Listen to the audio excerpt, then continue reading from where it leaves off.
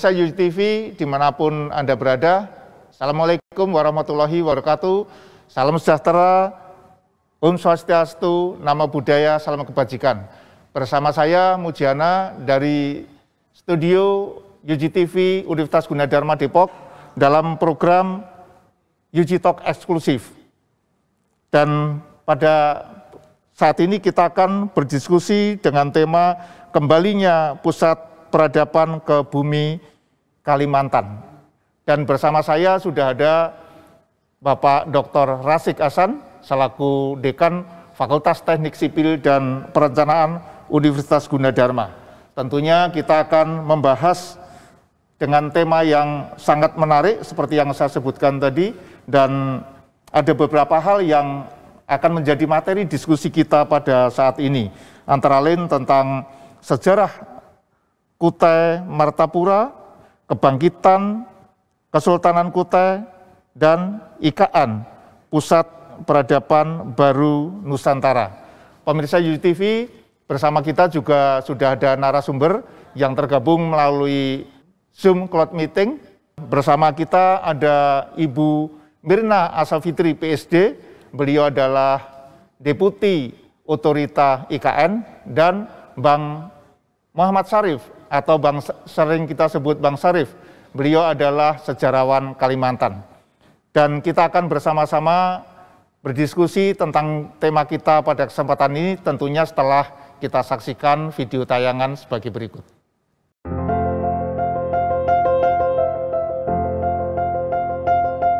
Borneo, atau yang kita kenal dengan nama Kalimantan, adalah salah satu pulau besar yang menorehkan sejarah penting dalam sistem pemerintahan monarki pertama di Nusantara.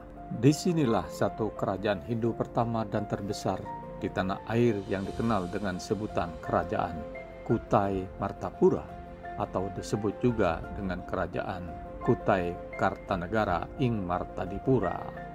Melalui bukti sejarah tertua berupa 7 prasasti Yupa, Kerajaan Kutai berdiri sejak abad keempat bersamaan dengan Kerajaan Tarumanegara di Jawa. Pusat Kerajaan Kutai terletak di Morakaman, yang saat ini adalah sebuah kecamatan di Kabupaten Kutai Kartanegara, Provinsi Kalimantan Timur. Nama Kutai diberikan oleh para ahli mengambil dari nama tempat ditemukannya prasasti yang menunjukkan eksistensi kerajaan tersebut. Informasi nama Martapura diperoleh dari kitab Salasilah Raja dalam negeri Kutai Kartanegara. Seperti yang tertulis di dalam prasasti Yupa, selama bertahun-tahun bahkan berabad-abad Kutai Martapura mencatat kesuksesan raja-rajanya dalam memimpin kerajaan. Ada 5 nama raja yang tercatat dalam sumber sejarah, yakni 3 orang di prasasti Yupa beraksara Pallawa dan 2 orang dalam kitab Salasilah Raja dalam negeri Kutai Kartanegara beraksara Arab Melayu. Namun yang terkenal ada 3, yaitu Kundungga, Aswawarman, dan Mulawarman. Nama raja pertama adalah Maharaja Kundungga, yang namanya dimaknai sebagai nama asli orang Indonesia yang belum dipengaruhi oleh budaya India. Pada awalnya, kedudukan Kundungga adalah sebagai kepala suku. Setelah masuk pengaruh Hindu ke Indonesia, kemudian ia mengubah struktur menjadi kerajaan dan dirinya menjadi raja. Raja kedua adalah Aswawarman, anak dari Raja Kundungga. Aswawarman diduga telah terpengaruh budaya Hindu. Hal ini didasarkan pada kenyataan bahwa kata Warman berasal dari bahasa Sanskerta, kata yang biasanya digunakan untuk akhiran nama-nama penduduk India bagian selatan. Raja ketiga adalah Mulawarman Naladewa. Mulawarman adalah anak Aswawarman atau cucu Kundungga. Ia dikenal sebagai raja yang berprestasi dan sangat terkenal kedermawanannya. Raja Mulawarman sering diwujudkan dengan Ansuman, yaitu Dewa Matahari. Ia sangat dekat dengan rakyatnya dan memiliki hubungan yang sangat baik dengan kaum Brahmana yang datang ke Kutai. Konon, ia pernah memberikan sedekah minyak dan lampu 20.000 lembu kepada Brahmana di suatu tempat yang disebut Waprakeswara atau tempat suci untuk memuja Dewa Siwa. Kutai pada masanya dikenal sebagai kerajaan yang makmur. Hal ini didukung oleh letak Kutai yang sangat strategis yang berada dalam jalur perdagangan utama Cina-India, sehingga ia sangat berperan dalam pelayaran dan perdagangan di sekitar Asia Tenggara. Di masa Mula Warman, Kutai mencapai keemasan. Cakupan daerah kekuasaannya terus meluas hingga menguasai seluruh wilayah Kalimantan Timur dan sekitarnya. Tentu saja, bertambah luasnya wilayah kekuasaan ini menyebabkan rakyatnya merasakan kemakmuran hingga dirasakan oleh raja-raja berikutnya. Tidak diketahui pasti kapan masa berakhirnya kepemimpinan Mula Warman. Namun kejayaan yang diraihnya membawa kebaikan bagi raja dan rakyat setelahnya hingga masuknya pengaruh Islam dan kehadiran VOC Belanda.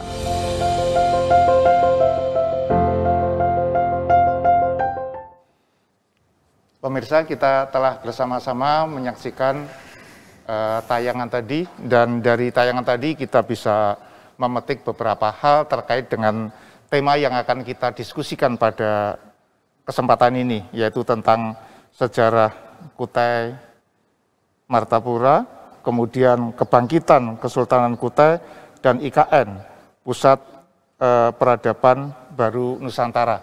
Dan bersama kita sudah melalui platform Zoom sudah ada Ibu Mirna, Deputi IKN, dan Bapak Muhammad Syarif, sejarawan Kalimantan Timur. Dan bersama kita juga di studio sudah ada Bapak Dr. Rasyid Hasan. Silahkan Pak Dr. Rasyid Hasan, mungkin ada hal yang menarik dari diskusi kita pada kesempatan ini. Terima kasih Pak Muji. Jadi tadi kita sudah saksikan bersama ya video sekilas tentang sejarah Kutai Martapura sebagai kerajaan Hindu tertua di Nusantara. Mungkin ada baiknya saya pertama nanya dulu ke Bang Syarif nih. Bang Syarif adalah sejarawan ya dari Kalimantan Timur. Beliau sudah tersertifikasi sebagai penulis sejarah. Bang Syarif, jadi apa yang tadi kita saksikan ya sekilas ya, tentunya Bang Syarif sudah memiliki banyak referensi tentang bagaimana sejarah Kutai ya, khususnya Kutai Martapura dan Kutai Kartanegara.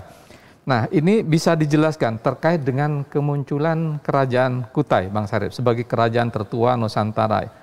Mengapa di Kalimantan nih? Yang tertua justru di Kalimantan. Kira-kira karena apa itu?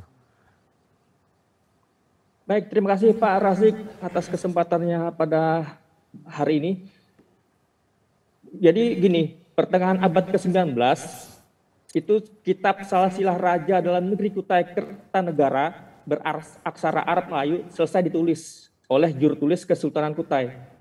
Di dalam naskah tersebut memuat sejumlah konten yang diantaranya tentang pertemuan antara raja di Muara Kaman dengan Raja Kutai di Kutai Lama. Dua raja dari dua lokasi ini kemudian bekerja sama pergi studi banding ke Majapahit. Itu di dalam kitab tersebut dituliskan begitu. Lalu kerajaan Kutai atau Kesultanan Kutai yang sudah punya hubungan dengan pemerintah Hindia Belanda, itu kemudian dari pihak Belanda itu mengadakan penelitian ke tanah Kutai. Dan sekitar tahun 1879 itu menemukan 4 batu bertulis, 4 batu andesit yang bertuliskan aksara yang oleh masyarakat Kutai sendiri tidak mengerti itu apa makna di batu tersebut. Sebelum itu juga ditemukan beberapa artefak lain semisal kura-kura emas, kalung uncal, atribut-atribut yang bernuansa Hindu di Muara Kaman. Tahun 1880, Profesor Ken di Belanda itu dikirimi faksimil hasil dari menyalin aksara yang tertera di 4 batu andesit tersebut. Penyelidikan selama puluhan tahun sampai akhirnya 1917 itu dan 1918 dimunculkan hasil penelitiannya yang menerangkan bahwa 4 batu bertulis tersebut mengandung kisah sejarah adanya kerajaan di Muara Kaman. Aksara Palawa yang tertera tersebut mirip dengan aksara yang juga muncul di India Selatan pada kisaran abad ke-5 Masehi, abad ke-4 atau ke-5 Masehi. Berdasarkan hal tersebut, maka disimpulkan bahwa di Muara Kaman tersebut dibandingkan dengan kerajaan lain semisal Majapahit, Singasari, dan lain, bahkan termasuk Borobudur sekalipun, kerajaan yang di Muara Kaman itu lebih tua, lebih pertama ketimbang yang lain. Itulah yang menjadi dasar hingga saat ini pun peradaban atau titik nol peradaban Nusantara itu dinyatakan dimulai dari Kutai atau Kalimantan Timur. Bahkan narasi ini ketika pengumuman Presiden Jokowi 26 Agustus 2019 tentang pemindahan ibu kota ke Kalimantan Timur, itu narasi sejarah ini menjadi semacam dalam tanda petik glorifikasi bahwa peradaban kembali ke bumi Kalimantan begitu. Tentang nama kerajaan ini sendiri, memang di Prasasti Yupa yang kemudian dinamakan Prasasti Yupa itu tidak pernah menyebutkan apa nama kerajaannya. Nama Kutai itu hanya pendekatan ilmuwan karena lokasi penemuan batu itu di tanah Kesultanan Kutai. Nah, sedangkan nama Martapura itu diperoleh dari naskah klasik tersebut, naskah klasik yang ditulis oleh juru tulis Kesultanan Kutai. Yang semula 4 batu, kemudian tahun 1940 ditemukan lagi 3 batu. Jadi total ada 7. Penyelidikan terus menerus oleh para ahli epigrafi, arkeolog, dan juga sejarawan sampai kepada bisa dibilang keputusan yang terupdate, itu keputusan Menteri Pendidikan dan Kebudayaan tahun 2014, itu ada ditampilkan seluruh transliterasi atau alih aksara, kemudian terjemahannya, kemudian posisinya di mana batu tersebut. Jadi 7 batu yang tadi di tayangan video tadi, itu di Museum Muara Kaman itu hanya replika. Di Museum Tenggarong pun replika juga, di Museum Samarinda juga replika, sedangkan yang ori atau yang asli disimpan di Museum Nasional di Jakarta sejak tahun 1879. Jadi dulu memang di pemerintah Hindia Belanda minta izin kepada Sultan Kutai untuk mengangkut batu tersebut untuk dilakukan penyelidikan. 2 kerajaan ini, yang satu di Kutai Lama itu di Muara Mahakam, sedangkan yang Muara Kaman Mula Warman ini di agak ke dalam. Kalau dari peta itu sekitar 100 km dari pantai timur Kalimantan. Sebagai kerajaan pertama tentu saja hubungan yang paling nyata dari sumber sejarah Prasasti Yupa, Raja Dinasti Mula Warman itu berhubungan atau melakukan kontak dengan India. Bahkan dinyatakan ditulis bahwa Brahmana itu dihadirkan langsung ke Muara Kaman untuk menghadiri sebuah ritual upacara persembahan dari Raja Mula Warman yang ini menunjukkan bagaimana kemakmuran telah dicapai pada masa Mula Warman. Prasasti Yupa menyebutkan sejumlah komoditi seperti emas, segunung minyak kental, kemudian lampu, ada malai atau rangkaian bunga, dan yang paling fantastis 20.000 ekor sapi. Yang ini dalam konteks kuantitas ada perbedaan pendapat di kalangan arkeolog dan sejarawan. Apakah ini jumlah yang real ataukah ini jumlah berupa simbol atau hal-hal lain. Misal bisa juga ini akumulasi dari beberapa sumbangan atau derma dari Raja Mula Warman kepada Brahmana. Jadi boleh jadi tidak dalam satu hari disediakan 20.000 sapi, tapi sifatnya akumulasi dalam hitungan hari atau hitungan bulan begitu. Yang pada intinya eksistensi kerajaan Mula Warman ini adalah sejarah yang valid, bersumber dari sumber sejarah yang autentik, bukan cerita mengada-ada atau glorifikasi yang berlebihan begitu. Demikian Pak Razik. Baik, terima kasih Bang Sarip. Jadi ini dari sejarah Kutai Kutai Martapura sendiri tadi sudah diceritakan banyak tentang dari sisi sejarah, terutama dari sisi temuan-temuan arkeologis yang membuktikan bahwa kerajaan Kutai itu memang sudah ada sejak abad keempat ya, Bang Sarip.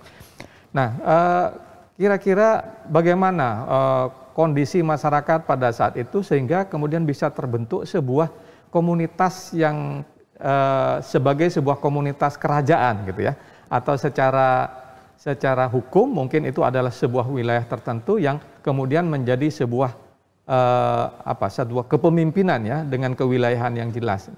Kira-kira bagaimana kondisi masyarakatnya? Apakah ini tumbuh karena kondisi alam yang memungkinkan atau kondisi letak yang strategis di dalam konteks lokal sehingga Kutai Martapura ini kan muncul di Kalimantan Timur pertama kali. Gimana menurut Bang Syarif? Ya, jadi sebelum ditemukannya sumber sejarah prasasti Yupa, itu penelitian arkeolog, ini jadi domainnya arkeolog masa praaksara, itu ada ditemukan lukisan cap tangan atau gambar cap tangan di Sangkulirang. Itu kalau posisinya di agak di tengah Kalimantan Timur lah, tapi masih di pantai timur Kalimantan. Itu membuktikan adanya kehidupan masyarakat lain atau entitas lain di Kalimantan Timur sebelum adanya kerajaan Martapura ini. Tapi dalam konteks peradaban, mereka belum disebut sebagai masyarakat yang berperadaban gitu, karena tonggaknya adalah ditemukannya aksara. Jadi masih dianggap masih kebudayaan yang belum tinggi, karena kalau disebut peradaban berarti dia mempunyai kebudayaan yang lebih kompleks dan lebih tinggi, dan itu salah satu ukurnya adalah tulisan aksara. Nah, jadi ketika belum ada tulisan itu berarti kehidupan mereka itu masih dalam tanda petik primitif begitu. Belum membentuk suatu komunitas atau entitas yang terstruktur seperti halnya Kundungga. Kundungga ini sudah membentuk komunitas terstruktur, sistematis, dan yang perintisannya tentu saja dalam konteks kepala suku dulu, belum jadi raja. Nanti ketika ada kontak dengan India, jadi keperluan para pedagang India ini mencari emas mereka ke Pulau Nusantara, yang itu ditemukan di Muara Kaman. Nah, ketika ada interaksi dengan dunia asing inilah, terutama dari India inilah, Kundungga bisa mengadopsi sistem pemerintahan kerajaan atau monarki versi Hindu-India. Dan putranya Asokawarman itu melanjutkan pembentukan monarki dengan mengadopsi secara khusus sistem dari Hindu-India. Makanya namanya sendiri menjadi Asokawarman, nama yang khas Hindu-India.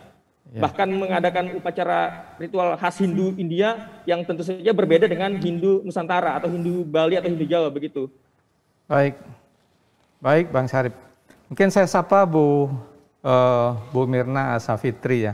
Bu Mirna Asafitri adalah Deputi Bidang Lingkungan Hidup dan Sumber Daya Alam Otorita Ibu Kota Nusantara. Beliau S3 ditempuh di Universitas Leiden. Kemudian S2-nya di Antropologi Universitas Indonesia dan S1-nya di Universitas Brawijaya Fakultas Hukum. Kita sapa Bu Mirna. Nah, dari yang sudah diceritakan oleh Bang Syarif tadi, saya mungkin ingin nanya dari perspektif hukum. Sebuah komunitas yang mungkin tadi disebut sebuah entitas, terbentuknya sebuah kerajaan atau sebuah negara kecil. Dalam perspektif hukum, kan kalau di perspektif hukum ada wilayah, ada pemimpin, dan ada masyarakatnya ya Bu ya. Jadi ini tadi Bang Syarif menjelaskan bahwa kerajaan Kutai Kartanegara ini, Kutai Martapura ini muncul di Kalimantan Timur. Salah satunya adalah karena kondisi alam yang memungkinkan, juga mungkin dari letaknya yang strategis. Nah, dari perspektif hukum, bagaimana kira-kira menurut pandangan Bu Mirna? Ya, baik, terima kasih Pak Razik. Saya senang sekali dan menyimak dari yang disampaikan oleh Bung Syarif tadi. Kalau pertanyaannya dari perspektif hukum, secara klasik kalau kita berbicara negara modern ya, karena kita berbicara hukum, kalau kita artikan hukum itu juga adalah hukum-hukum yang kita pelajari saat ini, memang yang disebut dengan negara itu ya harus ada wilayah, harus ada pemerintahan, dan harus ada rakyatnya ya, seperti itu. Nah, tetapi kalau kita melihat dari aspek kesejarahan, memang yang disebut dengan negara itu kan juga berkembang. Yang kita lihat dan kita terlibat saat ini itu kan adalah sebuah bentuk negara modern. Dan kita tahu bahwa yang namanya negara modern ini di banyak tempat itu didahului dengan negara-negara lain atau disebut juga dengan pre-nation state yang itu berupa kerajaan-kerajaan tadi. Di berbagai tempat di dunia bentuk-bentuk itu ada, termasuk juga yang ada di wilayah Nusantara. Nah, kalau berbicara tentang tadi Kerajaan Kutai yang disampaikan oleh Bung Sarif, itu adalah sebuah bentuk pre-nation state, saya kira ya, seperti itu.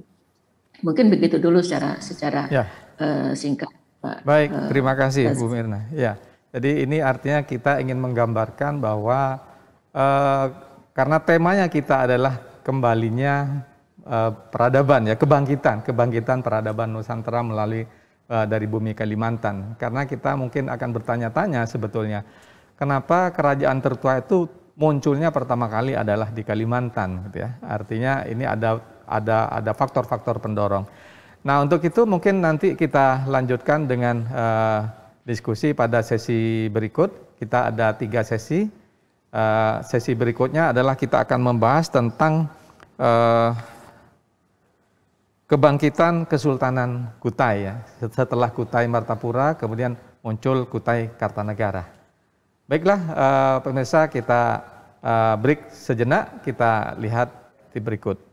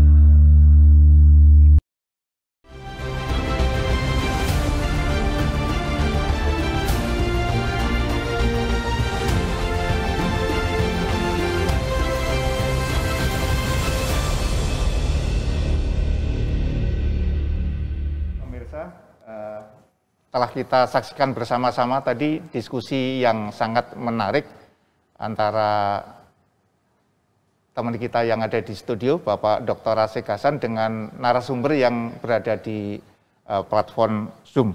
Dan pada kesempatan segmen kedua ini kita akan lanjutkan diskusi kita tentang kebangkitan Kesultanan Kutai, tentunya setelah video tayangan berikut ini.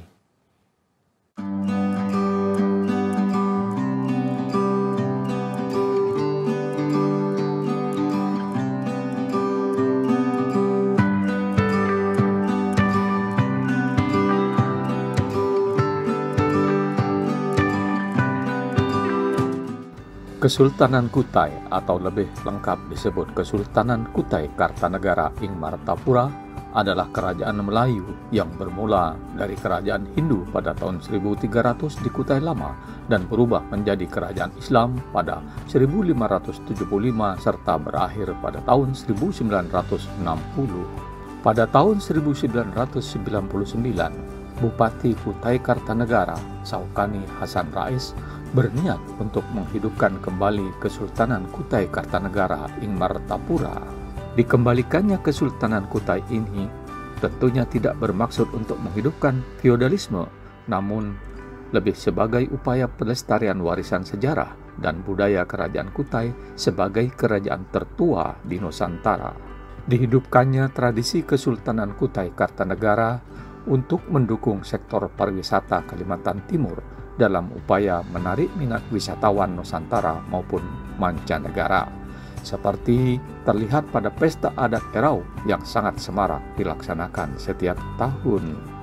Maka pada tanggal 7 November tahun 2000, Bupati Kutai Kartanegara bersama putra mahkota Kutai menghadap Presiden Republik Indonesia saat itu Abdurrahman Wahid untuk menyampaikan maksud dihidupkannya kembali tradisi kesultanan.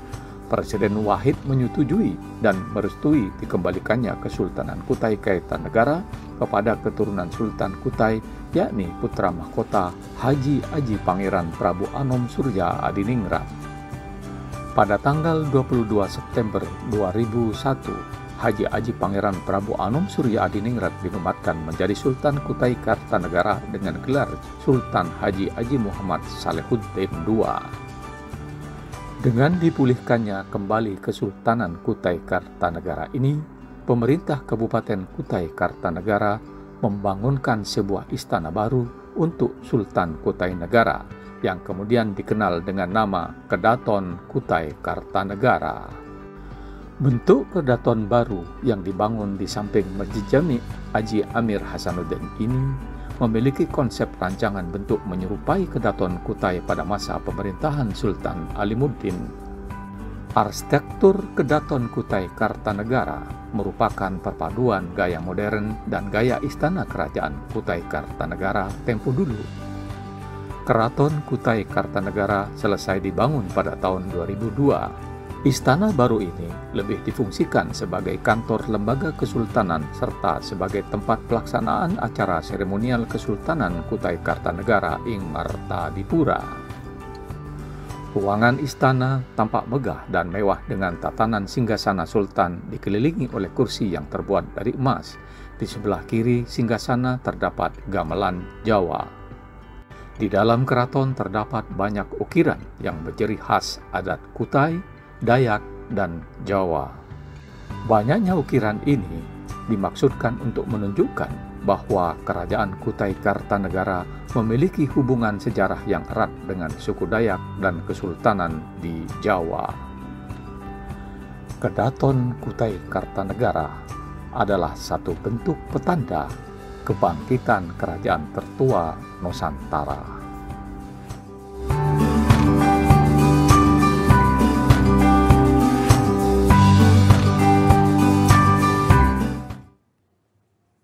Pemirsa UGTV, kita telah bersama-sama menyaksikan video tayangan tentang kebangkitan Kesultanan Kutai. Dan tentunya kita akan melanjutkan diskusi kita bersama narasumber kita yang luar biasa melalui platform Zoom. Sudah ada di sana Ibu Mirna Safitri dan Bapak M. Syarif. Pak Razik, tentunya diskusi kita semakin menarik setelah kita pada segmen sebelumnya tadi ya. Kita lanjutkan diskusi kita. Silakan Pak. Baik Pak Muji. Ya kita sapa lagi, mungkin yang pertama nih Bang Syarif, saya sapa lagi nih Bang Syarif karena memang sejarawan Kalimantan ya. Bang Syarif, kita ya seringkali masih rancu antara Kutai Martapura dan Kutai Kartanegara. Ini kira-kira apa letak perbedaannya Bang Syarif? Di satu sisi kerajaan Kutai Negara itu dianggap sebagai sudah menjadi kesultanan, artinya ada pengaruh peradaban Islam di dalam sistem kerajaan. Dan sebelumnya adalah kerajaan Martapura yang berorientasi pada sistem kepercayaan Hindu. Mungkin itu, mungkin bisa dijelaskan lebih lengkapnya Bang Syarif.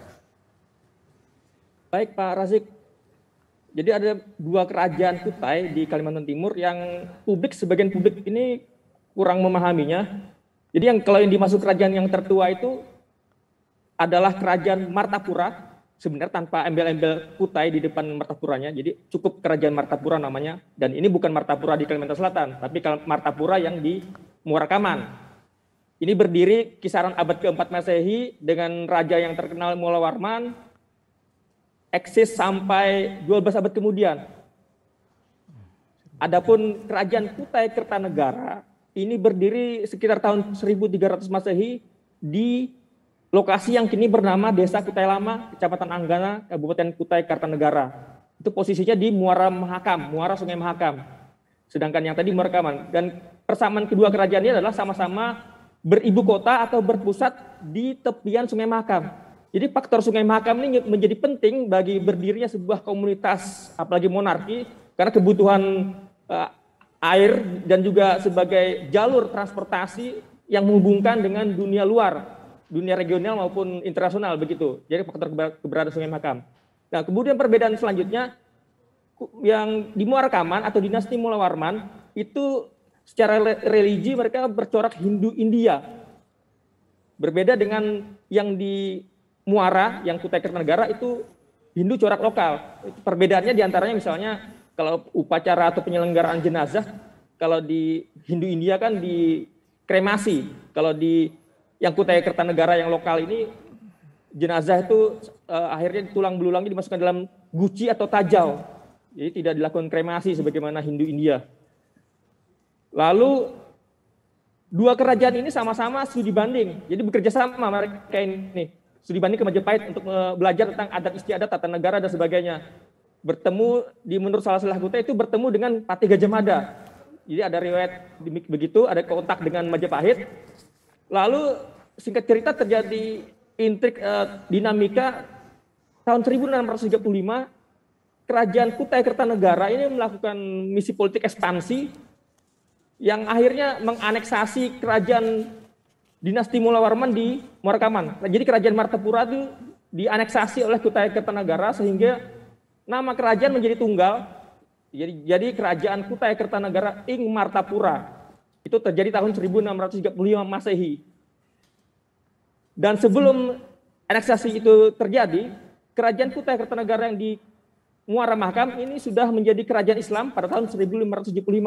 Ketika ada juru dakwah atau mubalik dari Hadramaut yang sebelumnya sempat ke Makassar, kemudian nyebrang ke Kutai, itu menyebarkan dakwah Islam dan raja menerima, Raja Mahkota waktu itu. Nah, menjadi kesultanan Islam itu terjadi ketika periode Sultan Haji Muhammad Idris tahun 1732 Masehi. Dan hal ini ibu kota kerajaan Kutai yang di Kutai Lama itu berpindah ke Jembayan pada masa Sultan Haji Muhammad Idris itu. Jadi soal pemindahan ibu kota itu hal yang biasa, sudah pernah terjadi yang dilakukan oleh kerajaan Kutai. Dari Kutai Lama pindah ke Jembayan dan akhirnya 1782 itu pindah lagi ke Tenggarong dan terus bertahan sampai sekarang ini ibu kotanya di Tenggarong. Ya, adapun yang Muara Kaman tadi sudah runtuh pada tahun 1635 Masehi. Tentang pengembalian atau penghidupan kembali Kesultanan Kutai, jadi ceritanya itu Kutai melakukan kontak beberapa perjanjian sejak tahun 1825 dengan pihak Hindia Belanda. perjanjian kerjasama yang pihak Kutai menerima royalti, dan Belanda pada pertengahan abad 19 sudah melakukan penyelidikan dan mengetahui bagaimana potensi sumber daya alam di Kutai ini begitu melimpah, dari batu bara dan minyak bumi, sampai menghasilkan keuntungan yang berlipat ganda bagi Belanda. Dan salah satu bentuk royalti atau bagi hasilnya itu terwujud dalam arsitektur keraton Kutai Kertanegara di kota Tenggarong yang lokasinya di pinggir Sungai Mahakam itu, yang sekarang menjadi Museum Mula Warman Tenggarong. Itu pembiayaan pembangunannya bersumber dari dana bagi hasil yang diterima Kesultanan Kutai dari pihak Belanda. Arsitektur gaya modern, bahkan Eropa begitu, itu menjadi fungsi keraton sebagai tempat kediaman sultan sekaligus sebagai pusat birokrasi kesultanan. Jadi ada perbedaan ketika di video tadi kan yang ditayangkan itu lebih banyak ke kedaton. Dalam hal ini ada perbedaan antara keraton dan kedaton. Kalau keraton itu fungsinya tempat kediaman sultan sekaligus tempat birokrasi, sedangkan kedaton itu khusus untuk pusat seremoni dan tempat menerima tamu penting begitu. Sedangkan kediaman sultan pada masa kini tetap di rumah pribadi. Jadi kedaton yang ada di tayangan tadi itu bukan tempat kediaman sultan, hanya menjadi tempat seremoni belaka begitu. Arsitekturnya juga menyesuaikan dengan kesepakatan antara pemerintah kabupaten dan kesultanan. Jadi begitu Pak, ada perbedaan tentang perbedaan dua kerajaan ini tadi. Baik, Bang Syarif. Mungkin saya sedikit ke Bu Mirna. Kembali ke Bu Mirna. Jadi kita seperti yang sudah dijelaskan oleh Bang Syarif dan juga kita lihat dari Viti tadi, bahwa dalam sejarah sistem kerajaan atau sistem monarki pada masa lalu itu setiap kerajaan itu selalu ada momentum-momentum yang terjadi, gitu ya. Terjadi di situ ada penaklukan, kemudian intervensi wilayah, gitu. Mungkin saya sapa Bu Mirna. Nah, kira-kira dari sejarah seperti ini mungkin sekali lagi dari perspektif hukum, artinya pada masa itu sejarah peradaban yang dibentuk oleh sistem kerajaan monarki itu ada momentum-momentum. Pertama Hindu, kemudian masuklah Islam, masuklah kolonial, dan selalu ada aturan-aturan yang menyertai, Bu. Termasuk di dalam terakhir ini adanya kesultanan yang dibangkitkan kembali sejak Pak Saukani itu yang kemudian mengajukan untuk dihidupkannya kembali Kesultanan Kutai. Nah, kira-kira gimana, Bu, menurut pandangan Ibu, bahwa memang di dalam sebuah sistem kerajaan pada masa lalu itu ada momentum-momentum yang diambil dan tentunya di situ ada aturan hukum yang menyertai, gitu. Gimana mungkin bisa dijelaskan? Ya, baik Pak. Kalau soal aturan-aturan, saya kira di setiap bentuk-bentuk institusi sosial politik apapun itu wujudnya itu pasti ada, ya, gitu. Dan di Kesultanan Kutai saya kira juga ada aturan-aturan tersebut. Namun poin lain yang saya ingin angkat dari penjelasan dari Bung Syarif tadi adalah pertama bahwa yang namanya pemindahan ibu kota itu biasa saja terjadi. Bukti-bukti sejarah menunjukkan bahwa pemindahan ibu kota itu juga terjadi. Mungkin tidak hanya di wilayah Kutai yang seperti dibicarakan, di tempat-tempat yang lain pun juga terjadi. Ya, itu yang pertama. Kemudian yang kedua, sejarah juga menunjukkan bahwa yang terjadi di wilayah yang disebut sebagai wilayah kesultanan ataupun kerajaan Kutai itu, interaksi dengan pihak luar itu juga terjadi. Kan penjelasan Bung Syarif tadi bahkan bagaimana hubungan dengan India Selatan, kemudian juga ada komunikasi dengan kerajaan Majapahit dan lain-lain, ya. Nah, yang saya ingin sampaikan bahwa isu lokalitas di sini bukan berarti eksklusivitas. Bukan berarti bahwa tidak ada komunikasi dengan komunitas-komunitas atau dengan entitas-entitas sosial, politik, ekonomi yang lain yang ada di luar itu. Dan itulah yang menjadi poin penting di dalam membangun peradaban.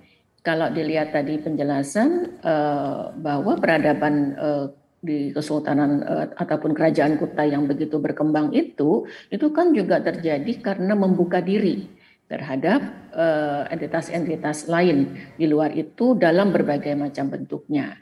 Nah, itu menjadi sebuah modal penting saya kira di dalam membangun peradaban. Bukti sejarah menguatkan hal tersebut. Begitu kira-kira Pak Razik. Baik, menarik sekali ya penjelasan dari Bu Mirna. Nanti mungkin ini akan kita lanjutkan di dalam segmen ketiga. Nah, di sini poinnya adalah bahwa momentum-momentum itu di dalam kebangkitan peradaban itu memang selalu diikuti oleh perubahan-perubahan. Tadi perubahan letak sebuah komunitas kerajaan sebagai pusat-pusat pemerintahan yang terbentuk ya. Kemudian ada intervensi peradaban yang datang belakangan yang kemudian bisa menjadi berpengaruh terhadap bagaimana pemerintahan itu berlangsung. Dan yang ketiga adalah bagaimana komunikasi itu dijalankan ya dengan pihak eksternal.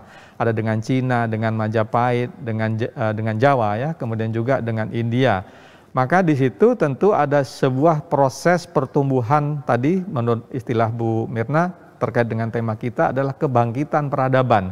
Setiap momentum itu selalu berkembang dan bisa saja berpindah-pindah gitu. Dan juga ada keterpengaruhan yang menyertainya. Saya kira itu untuk yang sesi kedua ini. Nanti kita lanjutkan pada sesi ketiga. Untuk itu, baiklah kita lihat dulu tayangan berikut.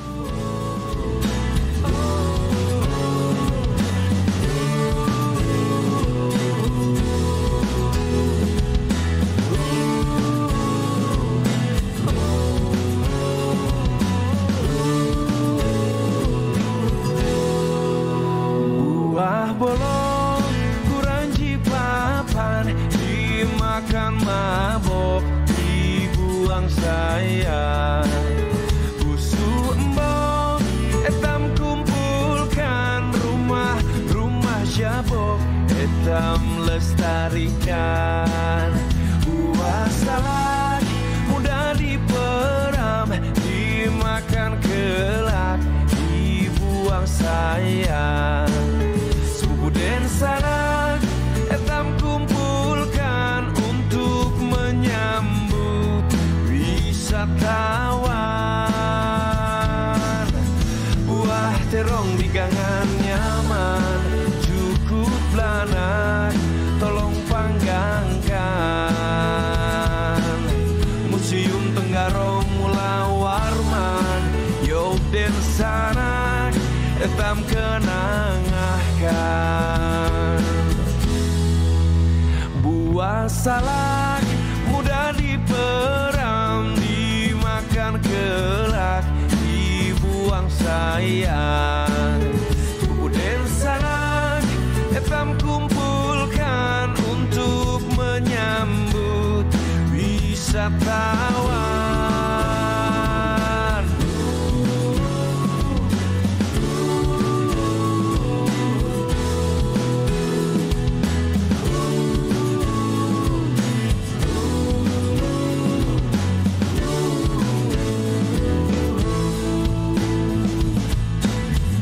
Buah terong di gangan nyaman, cukup lanak, tolong panggangkan.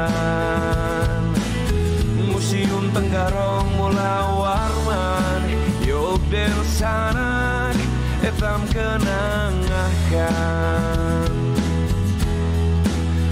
Buah salak mudah diperam, dimakan kelak, dibuang sayang.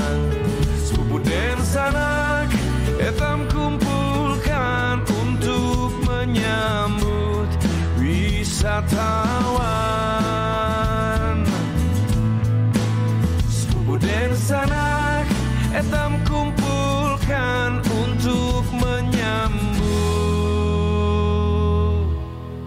wisatawan. wisatawan.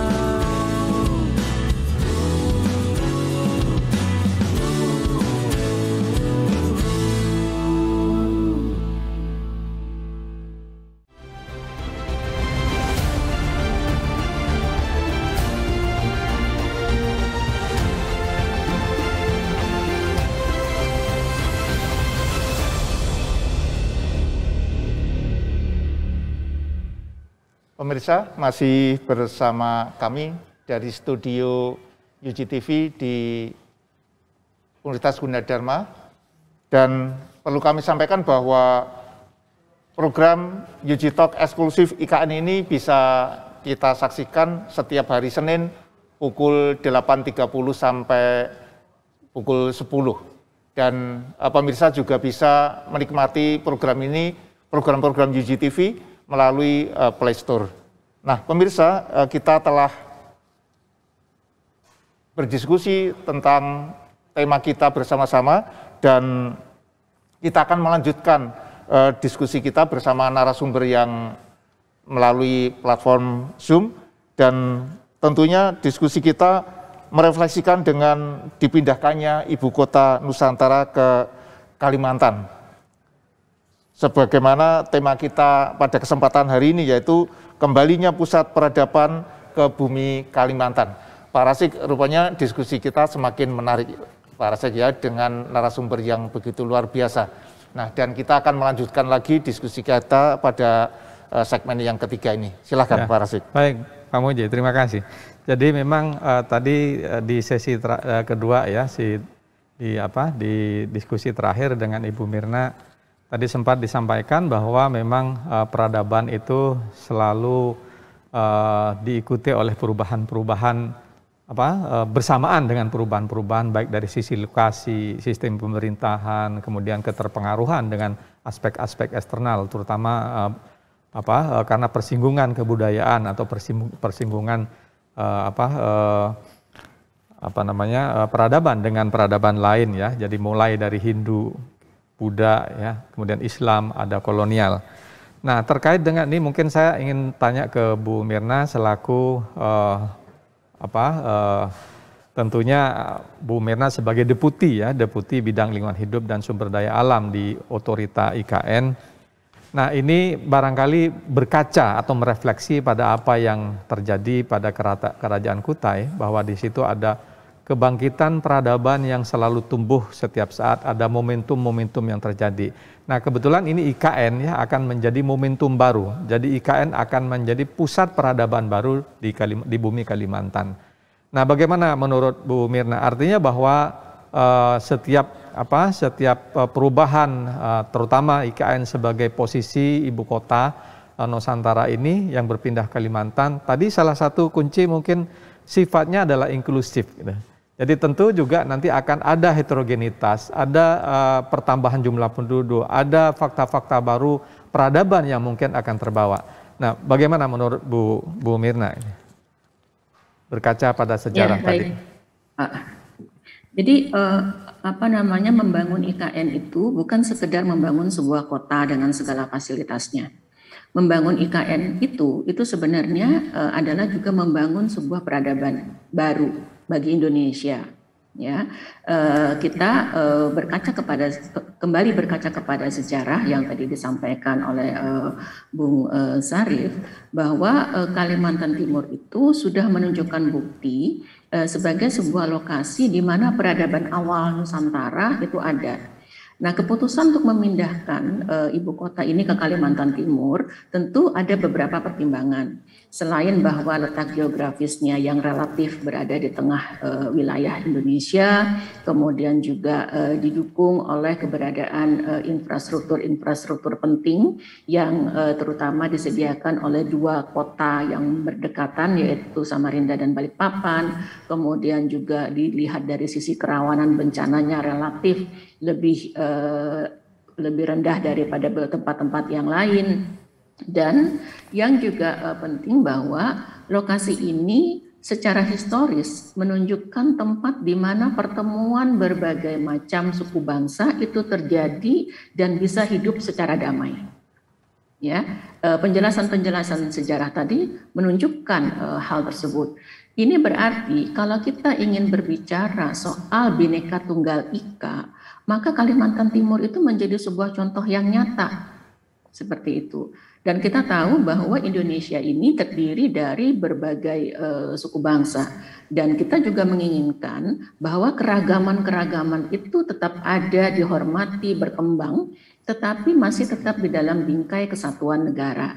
Nah, itulah yang sebenarnya bisa kita lihat di dalam sejarah Kalimantan Timur. Kita juga bisa melihat saat ini kalau dilihat dari komposisi penduduk itu juga beragam, saling menghormati, saling mendukung untuk kemajuan bersama, dan juga tidak menghilangkan penghormatan dan perlindungan kepada aspek-aspek lokal, terutama bentuk-bentuk kearifan dan pengetahuan tradisional.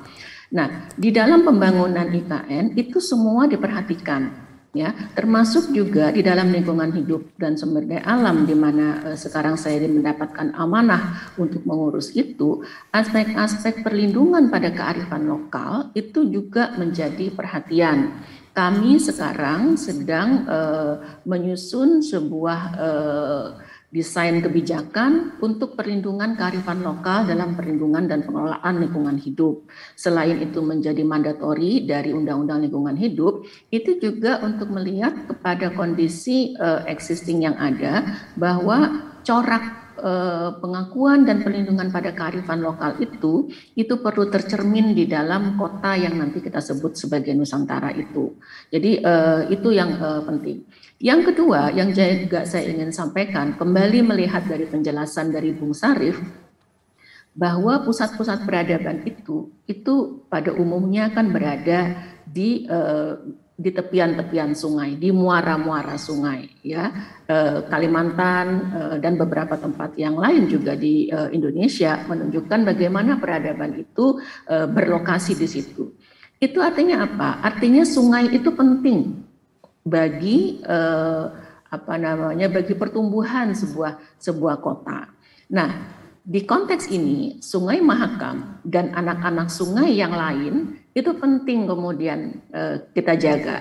Nah, kami juga di IKN juga memperhatikan bagaimana pembangunan itu juga perlu selaras dengan daerah-daerah aliran sungai yang ada. Bagaimana pembangunan itu juga bisa memberikan perlindungan pada daerah-daerah aliran sungai yang ada.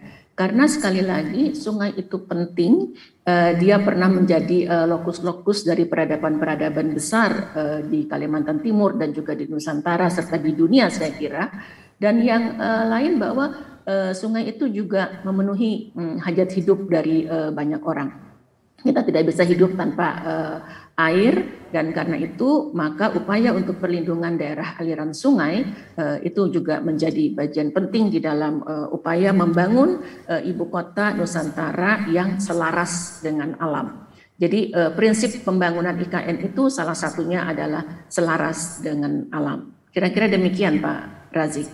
Baik, terima kasih Bu Mirna. Jadi menarik sekali ya, apalagi kalau ini dikaitkan dengan IKN sebagai memang tema besar kita ya. Jadi di UG Talk ini sebetulnya adalah kita membahas tentang IKN secara serial dan kita lihat dari berbagai perspektif. Nah, kali ini kita telah membahas bagaimana IKN ini dikaitkan dengan adanya kerajaan tertua di Kalimantan, yang kemudian kami beri judul tema besarnya adalah kembalinya peradaban ke bumi Kalimantan melalui IKN.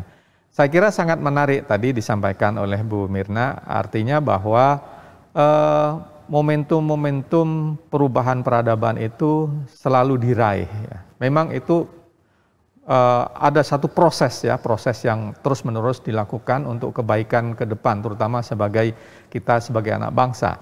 Dan pada saat ini kepindahan IKN itu adalah satu momentum yang sangat besar yang akan menjadi semacam media bagaimana anak bangsa ini bersama-sama mendorong bagaimana IKN ini akan berkembang sesuai dengan yang kita harapkan. Seluruh bidang ilmu tentunya bisa masuk ke sini untuk bisa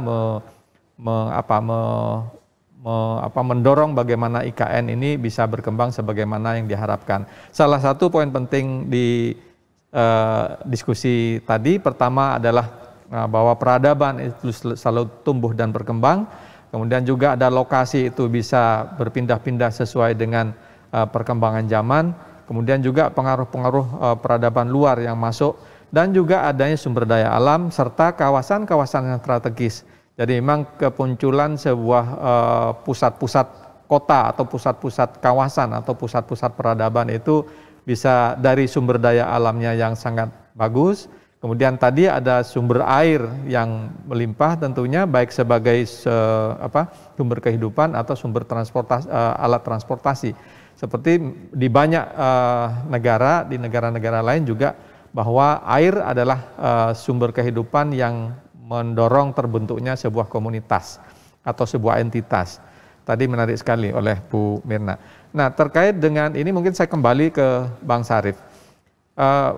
IKN ini artinya bahwa dengan tema kebangkitan peradaban di bumi Kalimantan, ini kan mencoba merefleksikan kepada bagaimana tadi di awal diskusi kita bahwa Kutai ini tumbuh sebagai kerajaan Hindu pertama di Indonesia justru di Kalimantan. Artinya ini menarik sekali ya bahwa kita sebagai bangsa Indonesia mengembalikan pusat pertumbuhan baru melalui ibu kota Nusantara. Nah, menurut Bang Syarif ya, terkait dengan kesejarahan tadi, berarti ini kira-kira satu tema yang menarik ya Bang Syarif ya. Artinya tadi istilah Bang Syarif bukan sekedar glorifikasi, ini satu refleksi peradaban bagaimana Kalimantan Timur melalui Kutai sebagai kerajaan Hindu pertama, kemudian diiringi dengan pindahnya IKN ke Kalimantan. Ini bagaimana Bang Syarif nih, Bang Syarif? Ya Pak Razik, dua pemerintahan tradisional di Kalimantan Timur, Martapura maupun Kutai Kertanegara ini, menurut durasi kesejarahan itu relatif paling lama di Nusantara. Yang Martapura Melayu Warman itu sekitar 12 abad, sedangkan Kutai Kertanegara itu 6,5 abad eksistensi mereka. Ini kenapa bisa terjadi demikian? Di antara faktornya adalah sifat inklusif, kata Bu Mirna tadi, memang inklusif di Kaltim ini. Sifat keterbukaan dengan pendatang, bukan cuma kelompok manusianya, tapi juga terhadap kebudayaannya. Bahkan Kutai Kertanegara sendiri itu melakukan kolaborasi dengan pihak Morkaman untuk belajar adat istiadat ke Majapahit. Maka sekarang kita mengenal beberapa nama raja Kutai Kertanegara itu berbau Jawa. Sultan terakhir kan Haji Muhammad Parikesit, itu jelas dari kebudayaan Jawa juga. Gelar-gelar raja juga banyak, atau bangsawan Kutai banyak mengadopsi istilah-istilah dari Jawa. Juga kesenian misalnya gamelan itu ada di Tenggarong, ada di Keraton Kutai. Demikian terbukanya dengan berbagai macam kebudayaan, termasuk penulisan salah-salah Kutai, naskah klasik itu mempekerjakan atau merekrut seorang juru tulis dari Banjar. Karena memang Banjar yang lebih punya kemampuan literasi untuk itu, karena ada pusat dakwah Islam di Banjarmasin atau di Martapura dari Syekh Muhammad Arsyad Al-Banjari, itu banyak menghasilkan para murid-murid yang bertebaran bukan cuma ke Kalimantan tapi juga se Asia Tenggara, yang diantaranya juga menjadi juru tulis di Kesultanan Kutai. Nah, dalam konteks ini, Kesultanan Kutai ketika beribu kota di Jembayan kemudian berpindah ke Tenggarong, itu Tenggarong tidak dijadikan sebagai bandar atau pelabuhan atau dermaga untuk transaksi perdagangan, tetapi menjadikan Samarinda yang mulanya hanya sebuah kampung itu menjadi kota bandar. Jadi interaksi perdagangan itu terpusat di kota Samarinda. Dan ini sudah banyak penelitian yang menjelaskan, mendeskripsikan bagaimana Samarinda lebih ramai lagi ketika abad ke-19 menjadi pusat niaga, pusat pertemuan para saudagar, para pebisnis dari berbagai lintas daerah begitu.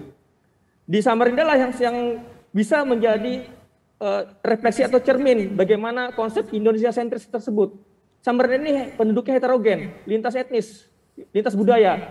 Bahasa yang terbentuk itu justru bukan bahasa Kutai. Bahasa daerah Samarinda itu menurut penelitian kantor atau bidang bahasa Kemdikbud, itu bahasa lokal Samarinda namanya bahasa Banjar Samarinda. Bahasa Banjar tapi mengadopsi bercampur berakulturasi dengan budaya Samarinda juga. Jadi namanya bahasa Banjar Samarinda. Adapun entitasnya atau penduduk suku-sukunya itu heterogen. Orang Banjar itu bukan mayoritas di Samarinda. Kayak yang mayoritas justru Jawa. Ada juga dari Sulawesi dengan segala macam sub-sub sukunya. Tionghoa juga ada. Dan sesuai dengan kriteria pemindahan ibu kota versi Bappenas yang sudah bertahun-tahun dilakukan, itu kan diantara kriterianya adalah kota yang atau lokasi yang menjadi ibu kota baru itu diantaranya terbuka dan dengan pendatang dan minim potensi konflik. Samarinda mewujudkan itu. Jadi contoh misalnya ketika awal 2000-an atau pasca reformasi ada konflik etnis atau konflik berlatar sara, dimulai dari Kalimantan Barat, Sambas, kemudian nyebrang ke Sampit, itu semacam anekdot dulu muncul, jangan-jangan SAM ini sama-sama Sambas, Sampit, jangan-jangan SAM ketiganya lah Samarinda. Dan ternyata itu hanya isapan jempol belaka, tidak terbukti. Karena memang Samarinda inklusif, toleransi terjaga, kerukunan antar umat beragama terjaga, dan antar suku pun berhidup berdampingan. Di kota yang didirikan itu di Sungai Mahakam tersebut, dari sisi timur ke baratnya ada di tepian banyak ada masjid, kemudian ada kelenteng, tempat ibadah Tionghoa, juga ada gereja yang dekat dengan masjid, dan mereka rukun begitu. Inilah yang menjadi konsep contoh Indonesia-sentris dalam hal pemindahan ibu kota negara. Jadi ada kontak kebudayaan, multikulturalisme yang bisa diwujudkan di dalam pembangunan IKN nantinya. Demikian Pak Razik. Baik, terima kasih Bang Sarif. Ini menarik ya. Mungkin saya kembali lagi ke Bu Mirna ya. Jadi tadi kembalinya IKN ke Kalimantan ini sebetulnya adalah satu refleksi terhadap bagaimana proses panjang kerajaan Kutai itu berdiri gitu ya. Yang pertama tadi adalah sumber daya air, sumber daya alam yang ada di Kalimantan, letak yang strategis bahwa Kalimantan itu terletak di tengah-tengah bumi Nusantara. Kemudian juga perlunya ada perimbangan kepadatan jumlah penduduk ya, antara Jawa dan non-Jawa, kemudian timur dan barat gitu. Dan Kalimantan ini letaknya posisinya di tengah. Nah, sementara penduduk yang di Nusantara ini terkonsentrasi di Jawa. Kemudian juga dari sisi bagaimana perkembangan ekonomi atau sirkulasi ekonomi yang terjadi ya, secara finansial itu perekonomian itu lebih banyak berkumpul di ibu kota, terutama khususnya sekarang di Jakarta. Nah, poin-poin ini tentunya adalah salah satu faktor yang menjadi referensi penting untuk bagaimana kemudian IKN ini dikembalikan ke Kalimantan sebagai titik pusatnya. Juga merefleksi pada kerajaan yang terjadi sebelumnya. Nah, mungkin perlu ditindaklanjuti dengan turunan-turunan peraturan. Tadi sempat oleh Bu Mirna disampaikan ada aturan tentang lingkungan hidup, ada aturan-aturan yang lain mungkin. Nah, mungkin sejauh ini apa yang sudah dipersiapkan Bu terkait dengan IKN? Sekarang yang kita tahu bahwa IKN ini sudah diundangkan menurut Undang-Undang Nomor 3 Tahun 2022. Bagaimana Bu Mirna terkait dengan aturan turunan dari undang-undang untuk bagaimana IKN ini bisa mencerminkan keinginan sesuai dengan yang kita harapkan? Ya, mengenai kerangka regulasinya itu memang yang pokok itu sudah ditetapkan ya. Nah, sekarang ada beberapa hal lagi yang sekarang sedang dilengkapi seperti beberapa rancangan peraturan pemerintah itu juga sedang dilengkapi. Kita semua berproses untuk menjadikan persiapan dan kemudian pembangunan dari Ibu Kota Nusantara ini juga memiliki payung hukum yang jelas dan yang bisa diimplementasikan.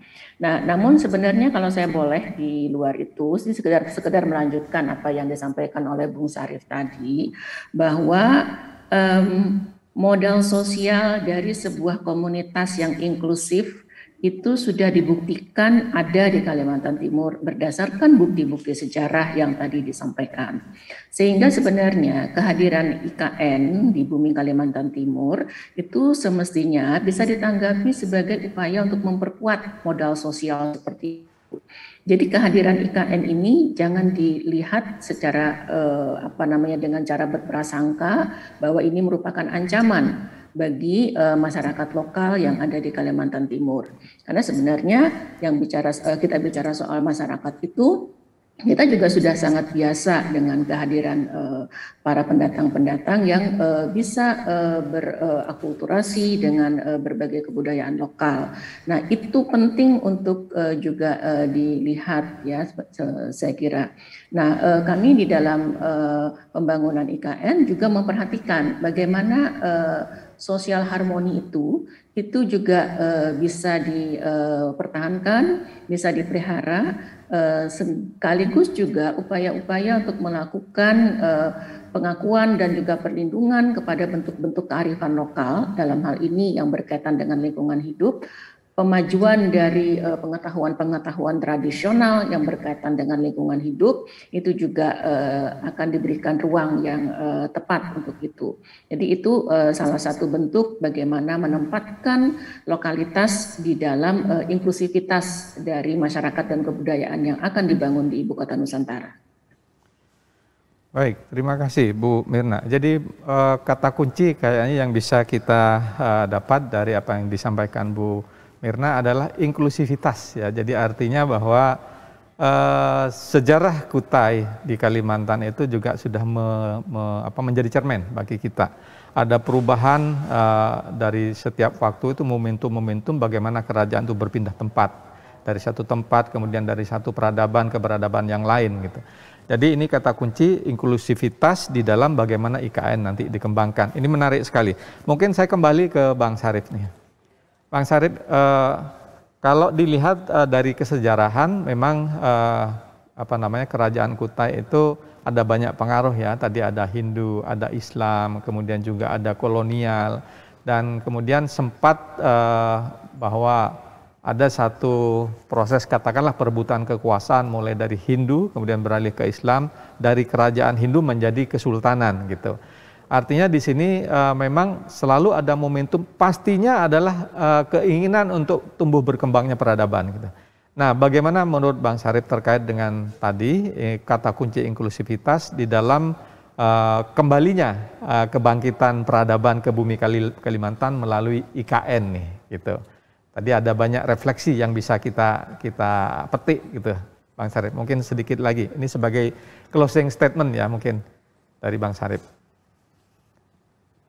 Ya Pak, jadi sejarah bukan sekedar cerita atau narasi datar begitu ya. Karena dari sejarah kita belajar, kita menengok masa silam bukan untuk sekedar nostalgia, tapi bisa memetik hikmah dan pelajaran dari situ.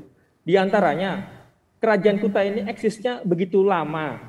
Itu diantara faktornya adalah terjadi negosiasi budaya atau akulturasi budaya terbuka dengan kebudayaan luar sehingga tidak menimbulkan konflik di internal lokalitas Kalimantan Timur atau Kutai khususnya. Ya, jadi kebudayaan-kebudayaan itu berpadu dengan kebudayaan lokal yang sudah terbukti pada sejarah kerajaan Kutai, yang hal ini menjadikan konsep Indonesia sentris itu selaras dengan visi dari pembangunan Ibu Kota Nusantara di Kalimantan Timur ini. Demikian Pak Razik. Baik Bang Syarif ya. Jadi memang itu yang kita harapkan ya. Jadi artinya paling tidak topik kita kali ini dengan tema kebangkitan kembali peradaban di bumi Kalimantan melalui IKN, ini tentu belajar dari sejarah tadi istilah Bang Syarif ya. Bahwa sejarah bukan sekedar cerita, tetapi di situ menyimpan ilmu, menyimpan pemahaman, menyimpan pengetahuan. Bagaimana sejarah kerajaan dari waktu ke waktu itu terus berkembang dalam jangka waktu yang lama. Cukup panjang tadi ada berapa abad ya, 12 abad sama 6 abad kalau nggak salah tadi. Nah ini saya kira menarik sekali. Nah, mungkin kembali ke Bu Mirna sebagai closing statement terkait dengan bahwa kita tadi di dalam topik ini kita membahas tentang kebangkitan peradaban di bumi, kebangkitan kembali ya, peradaban ke bumi Kalimantan. Nah, terkait dengan IKN, optimisme apa yang bisa ditawarkan oleh IKN untuk bagaimana nanti ini bisa IKN menjadi kenyataan seperti yang bagaimana yang kita harapkan, Bu? Ya, masa depan untuk mewujudkan perubahan peradaban itu tidak bisa hanya diwacanakan, tetapi dia harus direncanakan dan dilaksanakan. Pembangunan IKN saya kira adalah sebuah upaya untuk merencanakan dan melaksanakan sebuah masa depan peradaban Indonesia yang kita inginkan. Kemudian yang kedua, di dalam kaitan dengan perubahan itu, motor penggeraknya adalah optimisme dari semakin banyak kita. Jadi karena itu, apa yang akan kita wujudkan di IKN itu akan menjadi semakin mudah terwujud kalau semakin banyak orang yang mempunyai optimisme. Tapi bagaimana kemudian seringkali pertanyaan-pertanyaan muncul, bagaimana optimisme itu bisa dibangun? Upaya-upaya untuk merealisasikan apa yang ada di dalam rencana pembangunan IKN itu secara konsisten itu sudah dilakukan. Tahapan-tahapan di dalam pembangunan IKN, terutama tahapan-tahapan awal di dalam 2 tahun pertama ini sudah dilakukan oleh berbagai kementerian lembaga dan pemerintah-pemerintah daerah, pemerintah Kalimantan Timur, pemerintah Kabupaten Penajam Pasir Utara, Kutai Kartanegara, Kota Balikpapan, dan lain-lain. Kami merasa sangat terbantu dan merasa memiliki suntikan semangat dari dukungan-dukungan yang sudah diberikan tidak hanya sebenarnya dari unsur-unsur pemerintah, tetapi juga dari unsur-unsur tokoh-tokoh masyarakat, tokoh-tokoh adat, kelompok-kelompok anak muda, dan juga private sector yang semuanya mempunyai optimisme yang sama bahwa kita ingin membuat Indonesia lebih maju lagi sehingga 2045 kita melihat Indonesia menjadi semakin kuat. Kira-kira demikian. Ya, menarik sekali ya closing statement dari Bu Mirna ini ya. Ini sebetulnya pemindahan ibu kota itu tidak saja saat ini dipikirkan. Sebetulnya sejak Bung Karno, kemudian pada masa Pak SBY juga sebetulnya ada wacana Bung Karno mau ke Palangkaraya, kemudian zaman Pak Harto mau pindah ke Jonggol, kemudian SBY sebetulnya dia punya gagasan tetap di Jakarta tetapi dengan perubahan yang signifikan. Dan Pak Jokowi melalui pemerintahan saat ini mencanangkan secara sistematis sehingga ini sudah terdorong dan sudah mulai melangkah pasti gitu. Dan ini tentu adalah satu pemikiran yang sangat visioner yang tentunya perlu didukung oleh semua pihak. Ini adalah tantangan baru bagi anak bangsa, maka seluruh stakeholder, tadi Bu Mirna bahwa tidak saja unsur pemerintah, tapi juga komunitas-komunitas masyarakat dan seluruh masyarakat yang ada di Indonesia sebagai anak bangsa, bisa berkontribusi bagaimana nanti IKN ke depan ini bisa terwujud sebagaimana yang kita harapkan. Ini tantangan besar gitu ya saya kira. Saya kira itu mungkin diskusi yang sangat menarik, ini cuma waktunya saja. Saya kembali ke Pak Muji ini. Terima kasih Pak Rasik, demikian juga dengan Ibu Mirna Asafitri dan Bung Sarif. Terima kasih diskusi yang sangat menarik kita pada kesempatan hari ini. Kita mengangkat tema kembalinya pusat peradaban ke bumi Kalimantan. Tentunya melalui pemindahan ibu kota Nusantara ke bumi Kalimantan. Dan tentunya ini juga harapan kita semuanya sebagai anak bangsa bahwa ke depan harapan-harapan ini semakin terwujud dan tentunya untuk meningkatkan kesejahteraan seluruh anak bangsa. Dan ini juga perlu dukungan seluruh stakeholder seperti yang dikatakan para narasumber tadi bahwa kontribusi dan peran serta stakeholder sangat diperlukan sehingga pemindahan ibu kota Nusantara ini dapat terwujud sesuai yang dicanangkan pemerintah.